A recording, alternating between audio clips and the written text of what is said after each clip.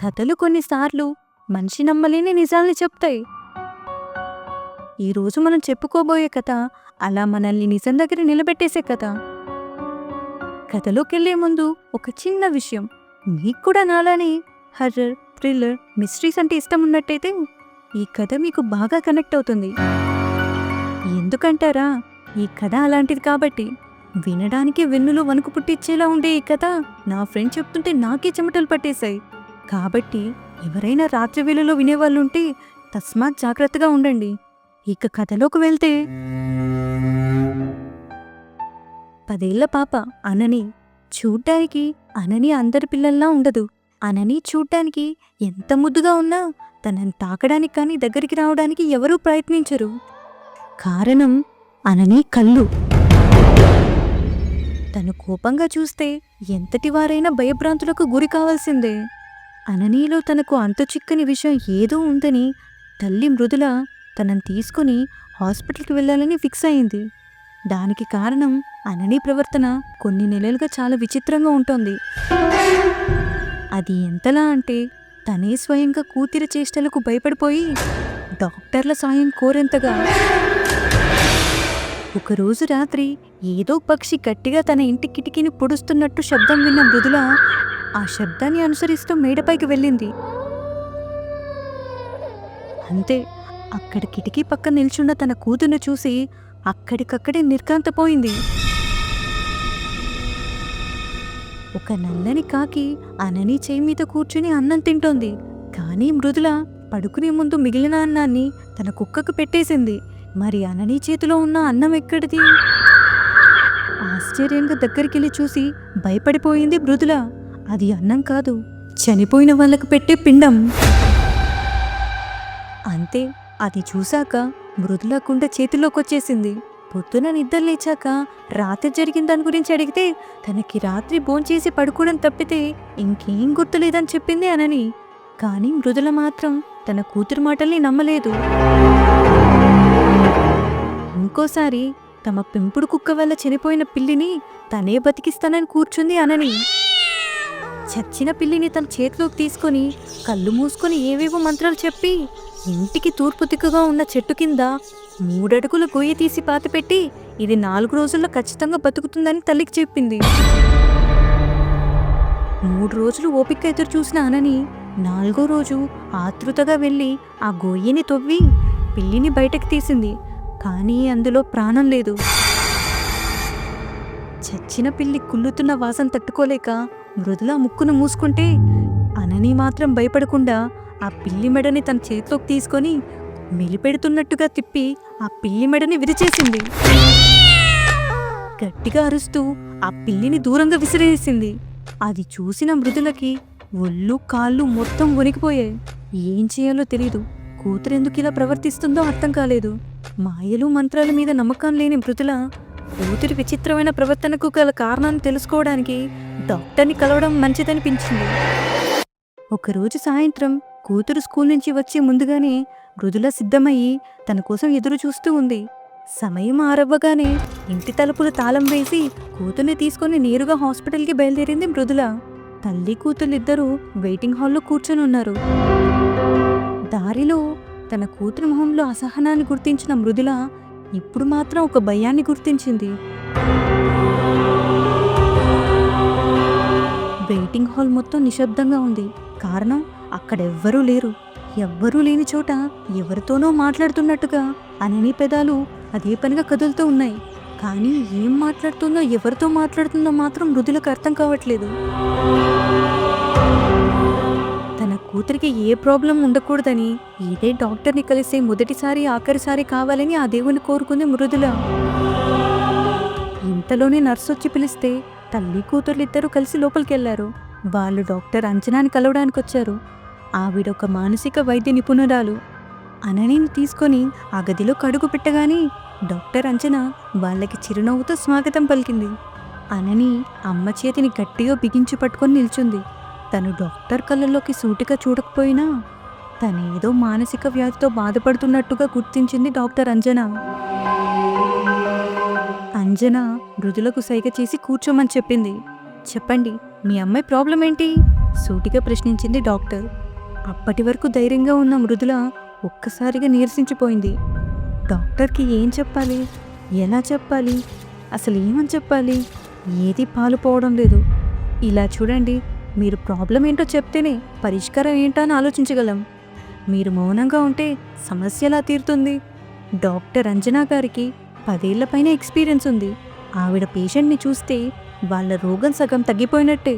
ఆవిడ ట్రీట్మెంట్లో ఎంతోమంది తిరిగి మామూలు మనుషులయ్యారని ఆ ఊరే కాదు, చుట్టుపక్కల ఏ ఊర్లో అడిగినా ఇదే మాట చెప్తారు. అందుకే మృదుల లేటుగా అయినా పర్వాలేదు, ఈవిడ దగ్గరే తన కూతురికి చూపించాలని అపాయింట్మెంట్ కోసం 4 వారాలు ఎదురు చూసింది. తీరా ఆ రోజు వచ్చాక ఇప్పుడు మాత్రం నోటి నుంచి మాట పెక్కలటం లేదు. గదిలో ఫ్యాను హై స్పీడ్లో తిరుగుతున్నా మృదుల గుండె మాత్రం దానికంటే వేగంగా కొట్టుకుంటోంది. అరిచేతులంతా చెమటలు. చూడండి, మీ అమ్మాయి ఉందని మీరు మొహమాట పడనక్కర్లేదు. ఇది కేవలం ఫస్ట్ సెషన్ మాత్రమే. ముందు ప్రాబ్లం ఏదో తెలిస్తే తర్వాత మీకు సపరేట్గా మీటింగ్లు, అమ్మాయితో నేను సపరేట్గా సెషన్లో పెట్టుకుంటాను. మృదుల చెప్పడం మొదలు పెడితే తాను వినడానికి సిద్ధంగా ఉన్నట్లుగా వెనక్కి వాళ్ళు కూర్చొని, చెప్పండి, మీ అమ్మాయికి ఏమైంది అని అంజనా అనగానే తాను చెప్పడానికి సిద్ధంగా ఉన్నట్లుగా మృదుల నిటారుగా కూర్చుంది. తన తల్లి తన గురించి ఇలా చెప్పడం తనకేదైనా బాధ కలిగిస్తుందేమోననుకొని మృదుల తన కూతురు వైపు చూసింది. కానీ అనని తలదించుకొని మౌనంగా కూర్చొనుంది. డాక్టర్ గారు, మా అమ్మాయి రాత్రుల్లో ఎవరితోనూ మాట్లాడుతోందండి. అక్కడ ఫోను లేదు, ఎదురుగా మనిషి కూడా లేడు. ఎవరితో మాట్లాడుతుందో ఏం మాట్లాడుతుందో అర్థం కావట్లేదండి. మీ అమ్మాయి వయసెంత అని వెంటనే ప్రశ్నించింది డాక్టర్ అంజనా. 10 సంవత్సరాలు. చూడండి, ఈ వయసులో హెల్యూసినేషన్ అనేది చాలా మామూలు విషయం. పిల్లలు తమని తాము ఎంటర్టైన్ చేసుకోవడానికి ఇలాంటి గేమ్స్ ఏవో ఆడుకుంటూ ఉంటారు. మరి రాత్రిలోనే ఎందుకు ఆడతారంటారా? అది వాళ్ళకి డెస్పరేషన్ అండి. ఆ టైంలో వాళ్ళకి థ్రిల్లింగ్, ఎక్సైట్మెంట్ పీక్స్లో ఉంటుంది. ఆ టైంలో వీళ్ళు ఏం చేసినా అదేదో ఒక సూపర్ న్యాచురల్ పవర్తో కనెక్ట్ అవుతుందన్న నమ్మకంతో వాళ్ళకి తోచిన పిచ్చి పనులనే చేస్తూ ఉంటారు. మీరేం దానికి భయపడాల్సిన పని లేదు. డాక్టర్ తను చెప్పిన విషయాన్ని చాలా తేలిగ్గా తీసుకుంటుందన్న విషయం మృదుల తీసుకోలేకపోయింది. వెంటనే, కేవలం అది మాత్రమే కాదు డాక్టర్, రోజు చీకటి పడ్డాక గదిలో లైట్లన్నీ ఆపేసి తను ఒక్కతే వెళ్ళి గది ఎడమవైపు మూలలో నిలబడుకొని కుడివైపు మూలలో వెలిగించి ఉన్న కొవ్వొత్తి వైపు చూస్తూ ఉంటుంది అని నీళ్లు నవ్వులతో చెప్పింది మృదుల. అందులో భయపడాల్సిన పనే ఉందండి, కొవ్వొత్తినే కదా చూస్తోంది అని తేలిగ్గా నవ్వుతూ అడిగేసింది డాక్టర్. ఆ కొవ్వొత్తిని తను వెలిగించదు డాక్టర్. ఈ మాట వినగానే డాక్టర్ అంజనా నవ్వు అక్కడితో ఆగిపోతుంది. మరెవరు వెలిగిస్తారు అని ఆశ్చర్యంగా ముందుకు వంగి ఆతృతగా అడిగింది డాక్టర్. ఇది తలదించుకొని మంత్రాలు చదువుతూ ఉంటే ఆ కొవ్వొత్తి తనంతకు తానే వెలుగుతూ ఉంటుంది. మృదుల నిస్సహాయంగా చెప్పిన మాటలు డాక్టర్ మదిలో ఉత్సాహాన్ని రేకెత్తించాయి. చెప్పండి, ఇంకా ఏం జరిగింది? మృదుల చెప్తూ ఉంటే నోట్స్ రాయడానికి డ్రాలో నుంచి పెన్ను పేపరు బయటకు తీసింది డాక్టర్ అంజనా. మృదుల ఆపకుండా ఆ రాత్రి కిటికీ వద్ద నల్లని కాకితో తన కూతుర్ని చూసిన విషయాన్ని, చచ్చిన పిల్లిని తన కూతురు బతికించాలని చేసిన ప్రయత్నాన్ని తడుముకోకుండా వెంటనే ఫాస్ట్గా చెప్పేస్తుంది. ఇంకా ఏవైనా ఆతృతగా అడిగింది అంజనా. ఆ డాక్టర్,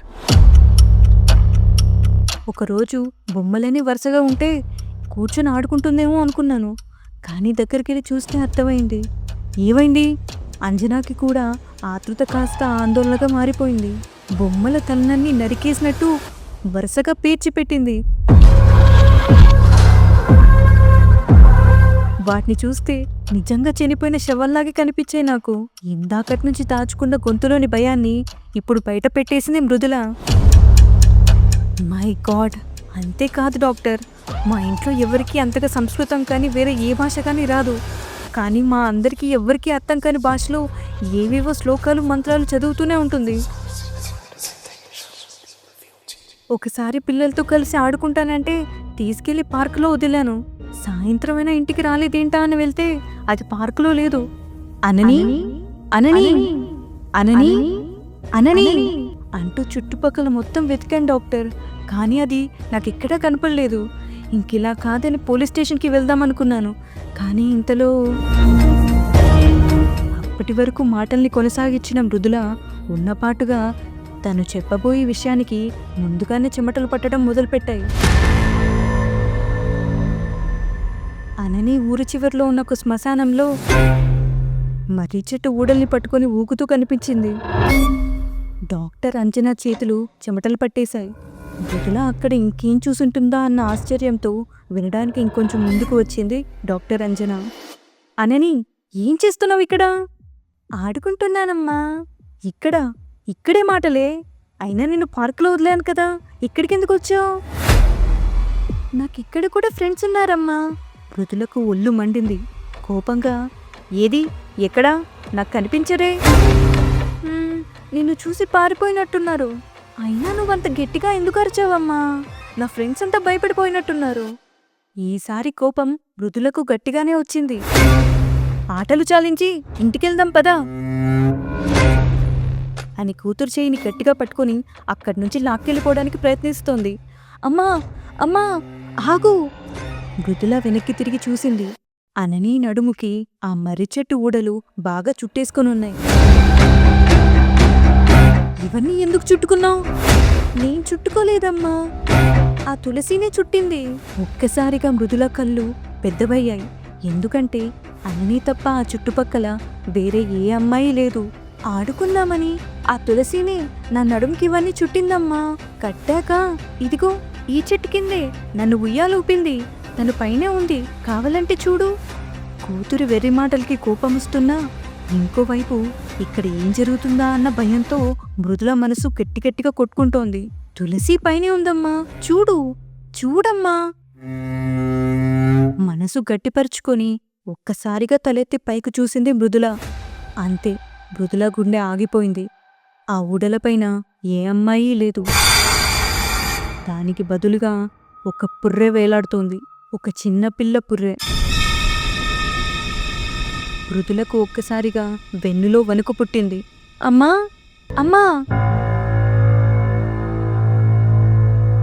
కూతురి పిలుపుకు తేరుకున్న మృదుల వెంటనే కోపంగా, ఇక ఆటలు చాలించు,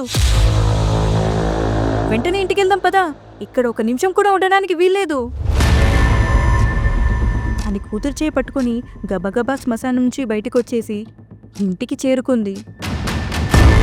డాక్టర్ సంజన గదిలో ఫ్యాన్ ఎంత స్పీడ్గా తిరుగుతున్నా ఆవిడికి ఒంటి నిండా చెమటలు పట్టేశాయి. కారణం మృదుల చెప్పిన సంఘటన అలాంటిది కాబట్టి. మరి ఆ తర్వాత అనని ఎప్పుడు ఆ శ్మశానానికి వెళ్ళలేదా? ఉత్సాహంగా అడిగింది అంజన. లేదు డాక్టర్, ఆ తర్వాత ఎప్పుడూ అక్కడికి వెళ్ళలేదు. కానీ ఏమైంది అంటూ ఎంతో ఆతృతగా అడిగింది డాక్టర్ అంజన. ఆ రోజు తర్వాత ఎప్పుడూ అక్కడికి వెళ్ళలేదు. కానీ అదే రోజు రాత్రి మృదుల చెప్తుంటే అంజన తన గుండెను అరచేతితో పెట్టుకొని మరీ వింటోంది. ముందుసారిలానే ఈసారి కూడా తన ఇంటి కిటికీని ఏదో పక్షి కొడుతున్నట్టుగా సౌండ్ వస్తే ఎలాగైనా ఈసారి కూతురికి బుద్ధి చెప్పాలని జాగ్రత్తగా మేడపైకి వెళ్ళింది మృదుల. కానీ విచిత్రం ఏంటంటే అక్కడ కిటికీ దగ్గర ఏ పక్షి లేదు. అంతేకాదు గదిలో అనని కూడా లేదు. కూతురు మళ్ళీ ఎటుపోయిందా అని వెతుక్కుంటూ వెళ్ళిన మృదులకి మళ్ళీ శ్మశానంలో ఏదో ఆడపిల్ల అలకిడి వినిపిస్తున్నట్టుగా అనిపించింది. ధైర్యాన్ని కూడేసుకొని మళ్ళీ శ్మశానంలో కడుగు పెట్టిందే మృదుల. ఈసారి మర్రి చెట్టు కింద తన కూతురు మళ్ళీ ఊడలు పట్టుకొని ఊగుతున్నట్టుగా కనిపించింది. కానీ మృదులకు భయం అప్పటికంటే ఇప్పుడు 100 రెట్లు పెరిగిపోయింది. దానికి కారణం పగలు తన కూతురు ఊడల్ని నిలువుగా పట్టుకొని ఊగింది. ఇప్పుడు మాత్రం దానికి మొత్తం విరుద్ధంగా నిలువుగా కిందకి వేలాడుతూ ఊగుతోంది మర్రి చెట్టుకు. అనని గట్టిగా కేకేసి తన కూతుర్ని పిలిచింది. కానీ అనని మాత్రం తల తిప్పి చూడలేదు. అనని, నిన్నే! ఈసారి కూడా అనని తల తిప్పి చూడలేదు. మృదుల ధైర్యంగా 2 అడుగులు ముందుకేసి మళ్ళీ ఇంకోసారి పిలిచింది. అనని! ఈసారి అనని తల తిప్పి చూసింది. కానీ తన కళ్ళు మాత్రం ముందులా లేవు. ఈసారి కళ్ళ నిండా రక్తం. మృదులకు ఉన్న చోటే ప్రాణం పోయినట్టుగా అనిపించింది. ఉన్న చోట నుంచి మళ్ళీ వెనక్కి తిరిగి చూడకుండా అక్కడి నుంచి వెంటనే పరిగెత్తుకుంటూ ఇంటికెళ్ళిపోయింది మృదుల. మృదుల చెప్పిన ఈ సంఘటనను వినగానే డాక్టర్ అంజన తన చైర్లో నుంచి పైకి లేచి అటూ ఇటూ టెన్షన్గా తిరిగి తన టేబుల్ మీదున్న గ్లాసు నీళ్ళని వెంటనే గబగబా తాగేసింది. డాక్టరే అంత టెన్షన్ పడుతుండడం చూసి మృదులకు ఏం చెప్పాలో అర్థం కావట్లేదు. అననీని ఇంతవరకు ఏదో మానసిక వ్యాధితో బాధపడుతున్న పిల్లలానే చూసినా ఇప్పుడు తనని చూడటానికి మాత్రం డాక్టర్ సంజన ధైర్యం చేయలేకపోతోంది. గట్టిగా శ్వాసం తీసుకున్న అంజన, మీ అమ్మాయిని పక్కన రూమ్లో వెయిట్ చేయమని చెప్పండి, నేను మీతో ఒంటరిగా మాట్లాడాలి. ఆ మాటలు వినగానే మృదుల కూతురి వైపు చూస్తుంది. అంజన నర్సును పిలిచి అననీని పక్కన రూమ్లో ఉంచమని చెప్తుంది. ఇప్పుడు గదిలో కేవలం మృదుల అలాగే అంజన మాత్రమే ఉన్నారు. చూడండి మృదుల, మీ అమ్మాయి కేసు కొంచెం డిఫికల్ట్గానే ఉంది. ఎందుకంటే తను చిన్నపిల్ల, తన హెల్యూసినేషన్లో ఉందో లేక నిజంగా ఇలా సూపర్ న్యాచురల్ పవర్స్ని ఫీల్ అవుతుందో లేకపోతే తనతోనే ఏదైనా నెగిటివ్ ఎనర్జీ ఇంటరాక్ట్ అవుతుందో మనం కనిపెట్టాలి. ఇలాంటి వాటికి మెడిసిన్స్ కంటే మనిషి దగ్గరగా ఉండి వాళ్ళకి నిజాల్ని చెప్తూ వాళ్ళని ఎప్పుడూ ఒంటరిగా వదలకుండా ఉండడమే మంచిది. డాక్టర్ చెప్పిన సూచనల్ని నిదానంగా విన్న మృదుల, అందుకే డాక్టర్ కేవలం స్కూల్ మాత్రమే కాకుండా స్పెషల్ క్లాసులని, ట్యూషన్లని, ఏదో ఒకటని తనెప్పుడూ ఒక 10 మంది పిల్లలతో ఉండేలా చూస్తున్నాను. కానీ ఎందరిలో ఉన్నా అనని మాత్రం ఎప్పుడూ ఒంటరిగానే ఫీల్ అవుతూ కనిపిస్తుంది. మృదుల చెప్పిన మాటని తీక్షణంగా విన్న అంజన, మీ అమ్మాయికి ఫ్రెండ్స్ ఉన్నారా? అంటే తన అబ్నార్మల్ బిహేవియర్ని ఫ్రెండ్సే దగ్గరగా ఉండి గమనించుంటారు. మీతో చెప్పడానికి ఎప్పుడైనా ప్రయత్నించారా వాళ్ళు? డాక్టర్ అడిగిన ప్రశ్నకి మళ్ళీ నీళ్లు నమలడం మొదలుపెట్టింది మృదుల. తన కూతురు గురించి ఒక్కొక్క నిజాన్ని బయట పెడుతున్నందుకు తనలో భారం కంటే భయమే ఎక్కువగా పెరుగుతోంది. అననీకి స్నేహితులు చాలా తక్కువే. ఎందుకంటే తనతో ఆడుకోవడానికి ఏ అమ్మాయి కానీ అబ్బాయి కానీ దగ్గరకు వచ్చేవారు కాదు. కానీ అదే స్కూల్లో చదువుతున్న తులసి మాత్రం అననీ అంటే ఎంతో ప్రేమాభిమానాలు కలిగి ఉండేది. తులసి ఎప్పుడూ తనతో ఆడుకోమని అననీని అడుగుతూ ఉండేది. కానీ అననీ మాత్రం ఆడుకోవడానికి నిరాకరించేది. బదులుగా తులసితో, నేను నీతో ఆడుకోవాలంటే నువ్వు నేను చెప్పిన పని చేస్తేనే నేను నీతో ఆడుకుంటాను అని చెప్పేది. ఒకరోజు స్కూల్లో గేమ్స్ పీరియడ్. ఎప్పట్లానే తులసి ఎంతో ఆశగా అననీని తనతో ఆడుకోవడానికి పిలిచింది. కానీ అననీ మాత్రం తనని తన స్కూల్ 6 అంతస్తుల మేడ మీదకు తీసుకెళ్లి అక్కడ్నుంచి దూకి చనిపోయి మళ్ళీ బతికి తిరిగొస్తేనే తనతో ఆడుకోవచ్చు అని షరతు పెట్టింది తులసికి. ఈ మాటలు విన్న తులసి ఎంతో భయపడిపోయింది. వెంటనే అక్కడి నుంచి పారిపోదామని ప్రయత్నించినా అననీ తనని పట్టేసుకుంది. వదలు వదలు, నాకు భయం, నేను వెళ్ళిపోతాను. తులసికి ధైర్యం చెప్పడానికి అనని తన భుజం మీద చేయి వేసి, చూడు తులసి, ఇది నువ్వు అనుకున్నంత కష్టమేం కాదు. నేను కూడా ఇలాంటిది ప్రయత్నించే మళ్ళీ బతికాను. తులసి ఆశ్చర్యంగా చూసి, ఏంటి నువ్వు చెప్పేది నిజమా? అనని చిన్నగా నవ్వుతూ, అవును తులసి, నాకెప్పుడైనా జ్వరం రావడం నువ్వు గమనించావా? లేకపోతే ఎప్పుడైనా నేను సిక్ లీవ్ పెట్టానా? లేదుగా. కారణం నేను చచ్చి బతికాను కాబట్టి. నువ్వు కూడా ఇలా చేసావనుకో, నీకు జ్వరం, జలుబు, దగ్గు కానీ ఇంకేది కానీ నీ దగ్గరికి రానే రావు. తులసి అమాయకంగా అనని చెప్పేవన్నీ వింటూ ఉంటుంది. అంతేకాదు, నువ్వు ఒంటరిగా ఉన్నా లేకపోతే ఎక్కడైనా ఉన్నా సరే నీకు అస్సలు భయమేయదు. పైగా ఏ దయ్యం సినిమా అయినా నువ్వు ధైర్యంగా చూడగలవు. ఎక్కడికైనా ఒంటరిగా వెళ్ళిపోగలవు. నీకు చాలా ధైర్యం వస్తుంది. ఏంటి నిజమా? అమాయకంగా అడిగిన తులసికి అవును అంటూ సమాధానమిస్తుంది అనని. నీకు నమ్మకం లేకపోతే రేపు మా ఇంటికి రా.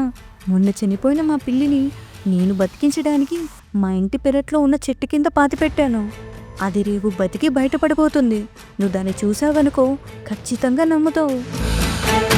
నేను చెప్పింది చేయడం వల్ల నాతో ఆడుకోవాలన్న ఆశ కూడా నీకు తీరుతుంది. ఇలా అమాయకమైన తులసిని తన మాటల వలయంలోకి దించి ఆ స్కూల్ మేడపై నుంచి తోసి కింద పడి చంపేసింది అనని. కానీ ఇదందరికీ తెలిసేలోపు ఏమీ తెలియనట్టుగా కిందకొచ్చేసి అందరి పిల్లలతో కలిసిపోయింది. తులసి చనిపోయిన 3వ రోజుకి అనని ఆ శ్మశానానికెళ్ళి తనతో ఆడుకుంటున్నట్టుగా తులసిని ఊహించుకుని అక్కడే మళ్ళీ రాత్రి తనని కలిసినట్టుగా మర్రి చెట్టు ఊడలపై తులసి పుర్రెను ఉంచి తన నడుముకు ఆ చెట్టు ఊడల్ని కట్టుకొని తులసితో ఆడుకుంటున్నట్లుగా మృతులకు కనిపించి భయభ్రాంతులకు గురి చేసింది. ఇది వినగానే డాక్టర్ అంజనా గుండె అక్కడికక్కడే ఆగిపోయినంత పనైంది. గది అంతా నిశ్శబ్దం అలుముకుంది. మృదుల, మీరెందుకు ఇక్కడికొచ్చారు? అసలు ఇలాంటి వాటికి అందరూ పూజలు మంత్రాలు నోములు అని ఏదేదో పాటిస్తుంటారు. అలాంటివన్నీ కాదని మీరు సైకియాట్రిస్ట్ దగ్గరికి రావడం నాకు ఇంకా నమ్మబుద్ధి కావట్లేదు.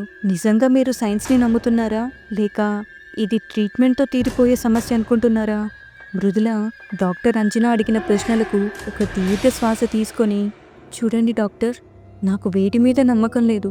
నేను నమ్మేది మనిషిని, మనిషి నమ్మకాన్ని, మనిషి కష్టాన్ని మాత్రమే. ఈరోజు నా కూతురుకున్న జబ్బు ఏ మంత్రం వల్లనో ఏ మెషిన్ వల్లనో తీరినా పర్లేదు, కానీ తను మాత్రం మామూలు మనిషి అవ్వాలి. మిస్ మృదుల, మీరు ఈ సమస్యని ఎప్పుడు గుర్తించారు? అసలు ఇదంతా ఎక్కడ మొదలైంది, ఎప్పుడు మొదలైంది? మృదుల మనసు మౌనాన్ని ఆవహించినా తన మాటలు మాత్రం అప్పుడే మొదలయ్యాయి. అది తెలుసుకోవడానికి ఇక్కడికొచ్చాను డాక్టర్. మృదుల చెప్పిన మాటకు అంజనా ఒక్కసారిగా షాక్ అయింది. అదేంటి, ఇక్కడికి రావడం ఏంటి? నిజానికి అనని నాకు అడాప్టెడ్ డాటర్. తనకు 6 ఏళ్ళు వయసున్నప్పుడు నేను ఒక ఆశ్రమం నుంచి తనని దత్తత తీసుకున్నాను. ఇది వినగానే డాక్టర్ అంజనా ఒక్కసారిగా ఉన్న పలంగా లేచి, వాట్, అనని మీ సొంత కూతురు కాదా అని ఆశ్చర్యంగా గట్టిగా అడిగేసింది. దానికి బదులుగా మృదుల అడ్డంగా తల ఊపుతుంది. ఎప్పుడు ఎన్నిసార్లు అడిగినా తన గురించి తనేం చెప్పేది కాదు డాక్టర్. కానీ ఇప్పుడు జరుగుతున్నవన్నీ చూస్తుంటే తను ఎక్కడి నుంచి వచ్చింది, తను ఎవరు, అసలు తన వాళ్ళెవరు, తనకి ఇలా అవడానికి కారణం ఏంటి, ఇవన్నీ తెలుసుకోవాలనుంది. మరి ఆశ్రమంలో ఎంక్వైరీ చేశారా? చేశాను డాక్టర్.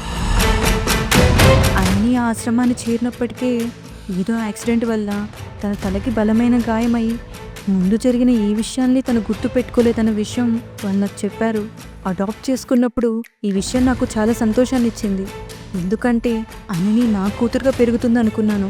కానీ ఇప్పుడు పరిస్థితులు అలా లేవు. మృదుల మాటల్ని శ్రద్ధగా వింటోంది డాక్టర్ అంజనా. నా కూతురు భవిష్యత్ ఏంటో నాకు తెలియదు డాక్టర్, కానీ తన గతం ఏంటో నాకు తెలియాలి. తను చేస్తూ వచ్చిన దారుణాల కంటే ఇలాంటి వాటి వెనక ఉన్న కారణాలు, ప్రేరేపించిన సంఘటనలు, దాని వెనక ఉన్న వ్యక్తులెవరో నేను తెలుసుకోవాలి. దీర్ఘంగా శ్వాస తీసుకున్న డాక్టర్ అంజనా తన సీట్లో కూర్చొని, చెప్పండి మృదుల, ఏం చేద్దామంటారు? సంజనా కళ్ళలోకి సూటిగా చూస్తూ, నా కూతుర్ని హిప్నటైజ్ చేయండి డాక్టర్. ఆ మాటలకు డాక్టర్ అంజనా షాక్కి గురవుతుంది. ఇంతకీ అనని వెనుకున్న కథ ఏంటి? డాక్టర్ అంజనా అననీని హిప్నటైజ్ చేసిందా? మృదుల తెలుసుకున్న నిజాలేంటి? ఇవన్నీ మీరు తెలుసుకోవాలనుకుంటే wait for the part 2 and don't forget to subscribe to Midnight murmurs.